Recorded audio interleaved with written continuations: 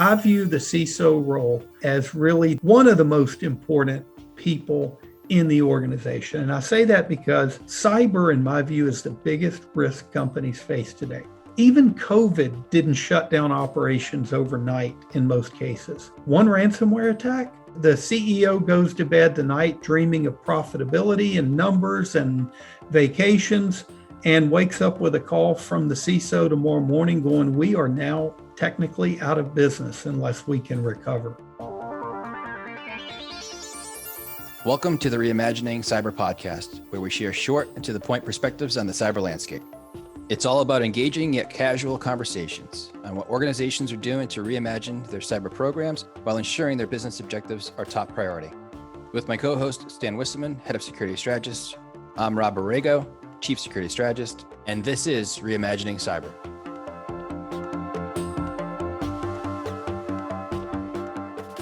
So Stan, who do we have joining us here today? Rob, our guest today is Sean Tuma. Sean is an experienced cybersecurity and data privacy attorney and partner at Spencer Fane, where he serves as a co-chair of the firm's cybersecurity and data privacy practice group.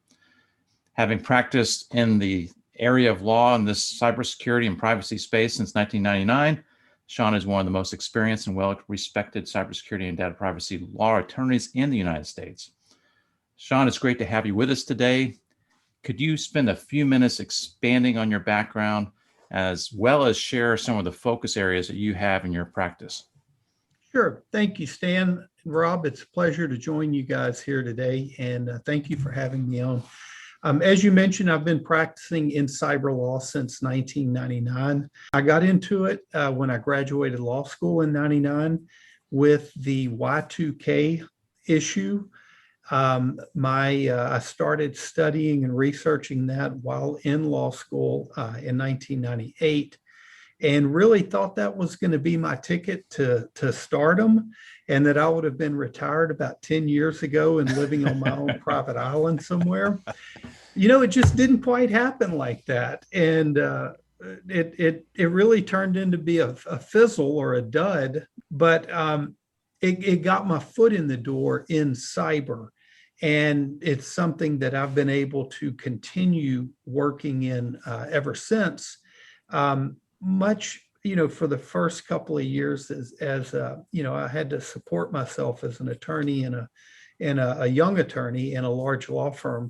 And it really wasn't until, the mid 2000s that I dove into the computer hacking type work. And as I studied and learned more about that, it kind of dawned on me that with every hack we were dealing with, somebody's personal information in many cases, or businesses' sensitive business information, were being disturbed and were being, violated, if you will, the confidentiality of that. And so that's what got me into the data breach side of things. And I remember in 2011 writing a blog post that 2011 is the year of the data breach. Once again, we saw an uptick, but it was still kind of a dud. And it wasn't really until, 2013 with Target, Home Depot, Neiman Marcus, all that it became headlines. That was the watershed event for many of us in this space, where data breach or incident response became the dominant part of our practice. And really that's when I began able to transition to doing nothing but cyber and privacy, exclusively. And so these days, my practice involves kind of three components. One is that continued litigation of cyber and privacy issues. Two would be the proactive risk management side of things.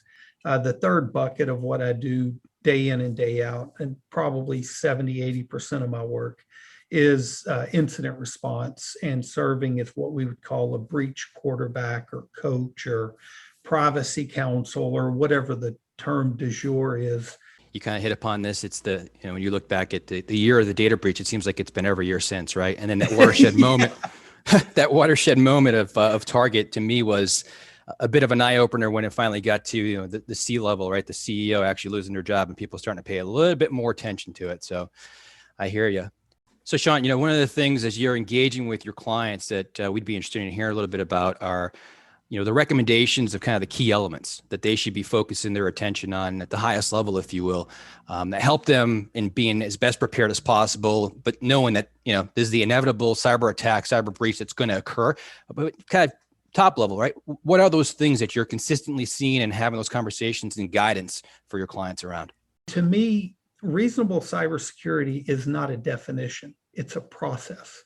It's a process of evaluating your risks, which are all unique to each business, assessing, your risk assessment, and then developing a strategic plan for addressing those risks, and then executing on it, and then continuously reevaluating. You got to have that process. If someone called me right now and they said, Sean, what are the top couple of things, the key elements of that you're going to ask me about that will lead to a bad cyber case? First thing I'm going to ask is, are you using RDP access into your network?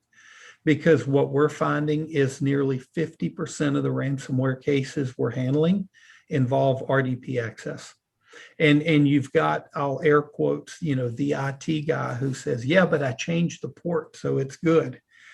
And I'm like, yeah, no, it's not, nice try, but not quite. But that's a problem we see, open, RDP access.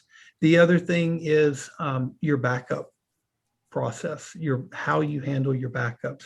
Are you using something like a 3-2-1, type of backup process?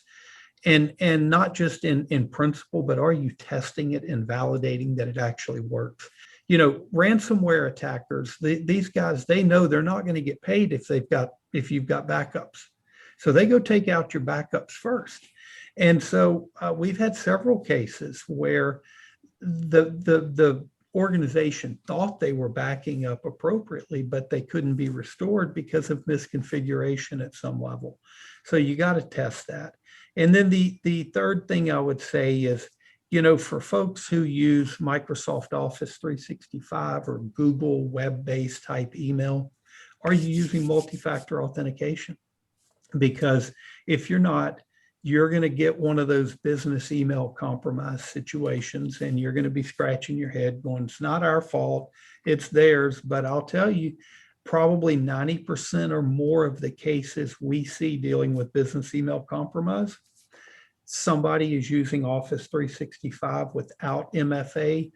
Bad guys got a hold to an old username and password, ran it against the account, got in, and boom, that's how it happened. And then finally, phishing. And we all know phishing, the problem we have with that. And it's not easy to address, but you've got to educate your workforce about this, because we love to wring our hands and talk about, oh, it's always the people that's the problem here. Well, of course, because the people are the ones that are doing everything, right? So they're going to be the problem. But how do we expect them to do a good job with something if we don't teach them? And we push out policies, we even penalize sometimes, but we never teach. And so it's got to start with teaching, and then put your policies and educate them on the policies and cover that why. Why are we doing these things? You have that risk management framework and the processes supporting it, but you also are highlighting specific weaknesses and controls necessary to shore those up. And so, in addition to that, you also are talking about the culture, enabling the employees to actually, be part of that human firewall and helping the organization be secure at some of the weakest points, which is, again, the phishing attacks are probably one of the prominent ones. So I really like the combination there. Well, I appreciate that, Stan. And I tell you, it's not, I've never been the smartest guy around, but I do try to work hard, and I try to learn from experience. And one of the problems that I saw back in 2014, I was speaking at Secure World. I was doing a talk at Secure World, and And I was doing the old, it's not a matter of if, but when routine, kind of what we were all doing back then. And it's not a matter of if, but when, and when it happens, it's going to be catastrophic. So you better prepare today. And I had someone ask me, they said, well, so what you're telling me is it's inevitable. There's nothing I can do about it. And when it happens, I'm done. Okay, never mind then. That's a risk I can't do anything about. Next issue. And it hit me hard. I was like, whoa, that's a great point. And so we may not be able to get them to 80% secure, but if we can get them from 5% to 40% with some basic foundational kind of things, we're helping a whole lot in reducing that risk.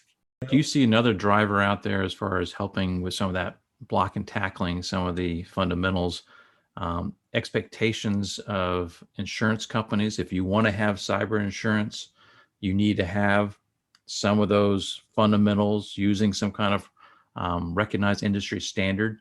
Is that something, one, are you seeing more companies explore, cyber insurance? And two, is that helping raise the bar in some cases? Yeah, absolutely, to both questions. So we are seeing an increase in cyber insurance, and I'm a huge advocate of cyber insurance. I mean, look, if you don't have the money or the budget to put in an incident or a security program or better your security, you're not going to have the money or budget to manage an incident response either. And poorly managing an incident response can lead to having it be much worse than it could have been if you'd have done it the right way. To the next part of your question, there is a strong trend of insurance companies becoming more and more engaged in deeper evaluation of what a company's risk is. So like 5 years ago, we saw one-page applications, that would be like 3 or 4 basic questions. Now we are seeing much more detailed questions. We're seeing much more informed questions too. And we're seeing, when we're looking at larger policy amounts, up to 5 million or so, the underwriting team for that carrier, they're going to want to get people on the phone and talk to them and go in and maybe even ask for, pen testing or risk assessments or things of that nature.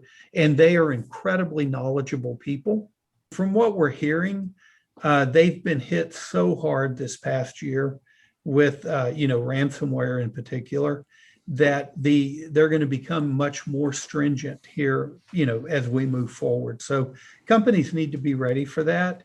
And they need to learn from it too, because what the insurance companies do, they use the same process that I use.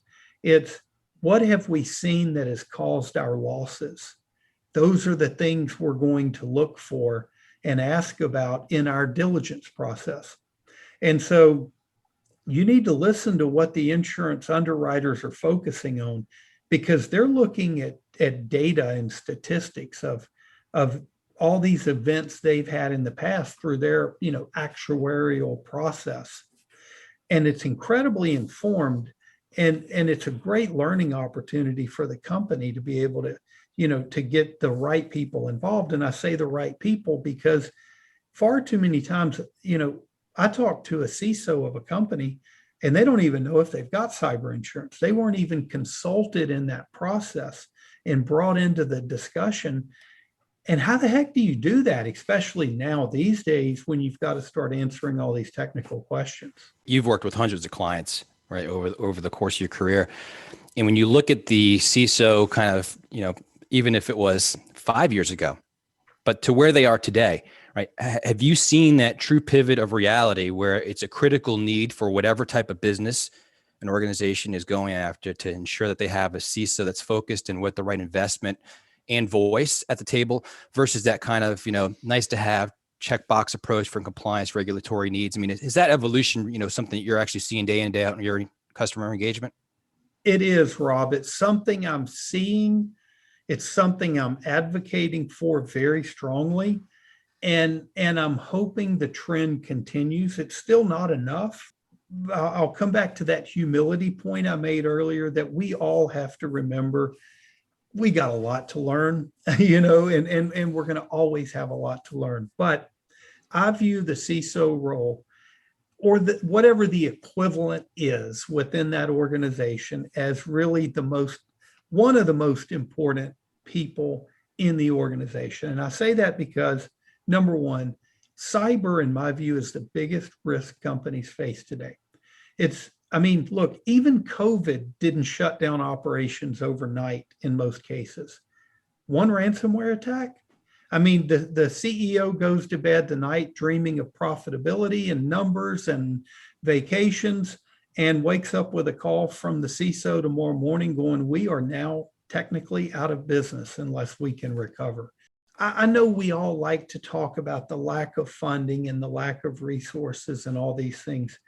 But in my own personal experience, the biggest problem I see in companies is not really a lack of funding or even of manpower many times, or of not having the right tools, gadgets, gizmos, or whatever. It's a lack of a strategic vision, of strategic leadership. Because you've got to have a head coach that sees how the whole playing field is working, how all of these resources are working together, and developing that strategic plan. That head coach is your CISO, and so having that CISO in that role, I believe, is of critical importance.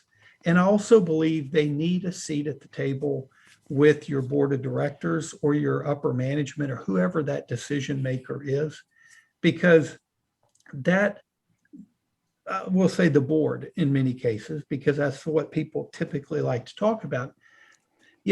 I've counseled many clients on their reporting to the board and the engagement between security and the board. And if you just ask your CISO for a written report to provide to the board, you're going to get something very simple. All risks are being managed and the company is doing well. Boom, something, or maybe a paragraph or something. Man, what does that mean? It either means you don't recognize all the risks, to recognize that we can all be attacked and hit, or it means you're too aloof to appreciate it, or too arrogant to think you can be hit, or it means you're too intimidated by the board. You're scared to death to tell them what the real situation is, because they're going to come down on you and fire you. Yeah, that unvarnished truth sometimes is a scary thing to share with the board. It really is. And the only way you can overcome that is by a dialogue, by a conversation, and by talking and explaining to them, look, I know what you want to hear. You want to hear that we're fine and there are no risks, but that doesn't exist in today's world. So let me tell you the real state of where we are.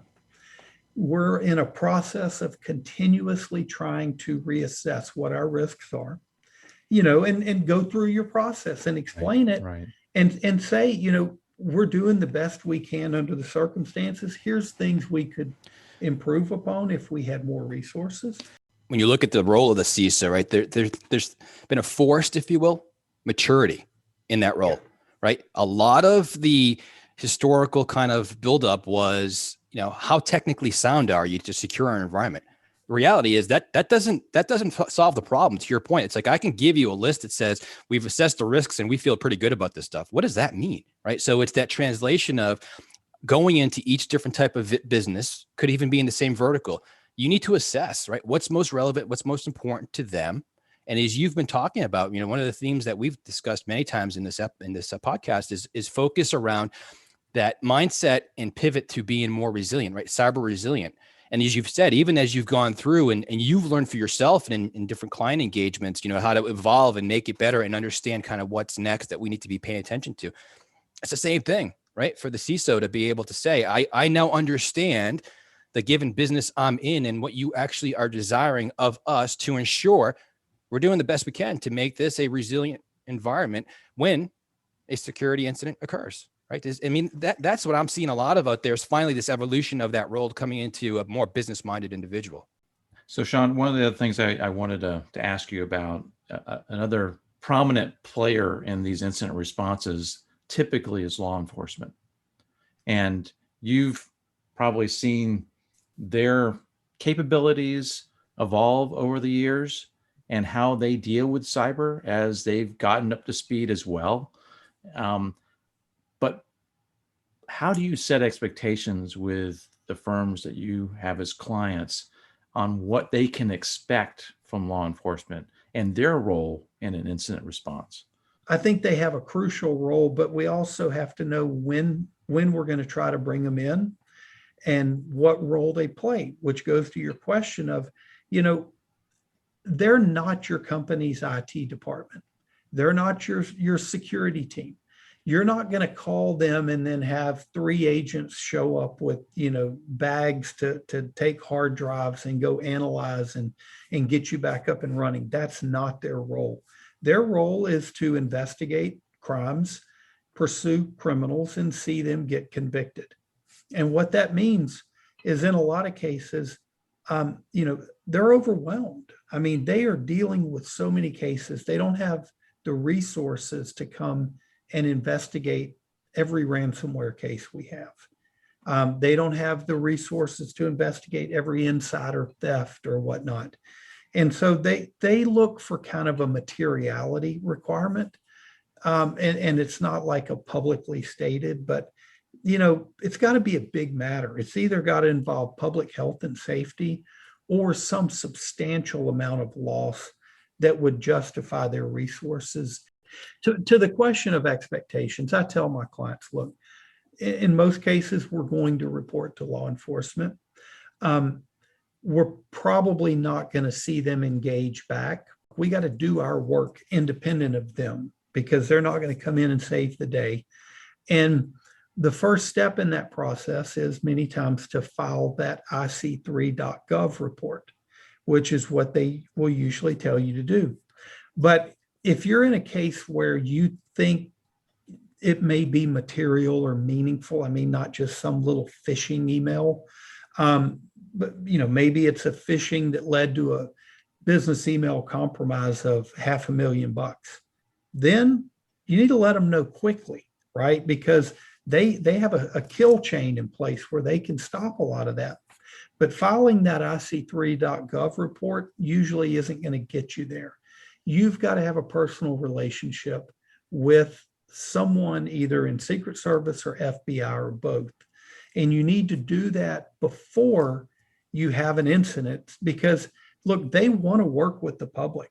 They work very hard. Many times it's through InfraGard or through other, just attending conferences or whatnot. They want to know the security leaders in companies, and they want to have those relationships, but you've got to make it happen, right? And so you need to reach out to your local field office, let them know, hey, I'm the CISO of this company. We're here in your jurisdiction, and we'd just like to visit about maybe what we can do to be better protected, who we can call if a problem arises. And in my experience, they jump at that opportunity when they can. And if someone doesn't have the ability to contact them, let me know. I'll reach out, connect you to my people local here and wherever else. And that's part of what you do, right, Sean? You help connect folks to the right resources to pull them in. That's exactly right, Stan. As I mentioned earlier, I'm not a technical guy. I'm a lawyer, but my most valuable role many times is the connections and the resources that I have to bring in the right partners, the right people at the right time to help get done what needs to be done. What do you think is the kind of concern that people have in building that relationship ahead of time? I don't get it. When I'm referring to law enforcement, typically I mean federal law enforcement, right, your FBI right, and your Secret Service. And there is something a little bit intimidating about that. Maybe it's the TV shows, FBI's Most Wanted or whatever, or the mystique we've built around all that. They're regular people out doing a job, and they recognize that they can do their job better if they have the exponential reach of the relationships of those of us in the private sector. I've heard of companies in the past who did not want to involve law enforcement at any level because they knew they had something to hide. And so it's like, do not ever bring them into our environment. I've heard those stories, but by and large, if your company is not doing illegal activity, you don't have anything to really fear there. I mean, there are these fear stories of the FBI is going to come in and seize your servers and they're going to shut down your network for a week and blah, blah, blah. I've never seen it happen. One thing I will say is there's no privilege with communications to law enforcement. And so you do need to be careful in what you say and how you say it, certainly when you're providing written updates or whatnot. But other than that, I've never experienced it. I hope I never do, because I don't want to be burned by sitting here saying this. Agreed. Well, Sean, hey, listen, I'll tell you, we're very excited that you were able to join us here today for this episode and give us the different perspective, right? The legal aspects, your experience and your passion for this space is very prevalent in the conversation we're having. Your multi-pronged based approach keeps it pretty simple, in my opinion, which I think is very key. And as you mentioned, right, the blocking and tackling, like just the good security cyber hygiene. We've had those conversations for way too long. It's like, just let's go do this stuff and let's be more business minded in how we approach how we're protecting the organization. So we really appreciate your time, and hopefully we'll have you on again in the future. Hey, it's my pleasure. Anytime you guys want me, you can tell I love to just sit here and ramble on. So I'm always happy to jump on. So thank you so much. It's been a pleasure. Look forward to next time. Thanks, Sean. Thanks, Sean. Thanks for listening to the Reimagining Cyber podcast. We hope you enjoyed this episode. If you would like to have us cover a specific topic of interest, feel free to reach out to us, and you can find out how in the show notes. And don't forget to subscribe. This podcast was brought to you by CyberRes, a micro-focused line of business, where our mission is to deliver cyber resilience by engaging people, process, and technology to protect, detect, and evolve.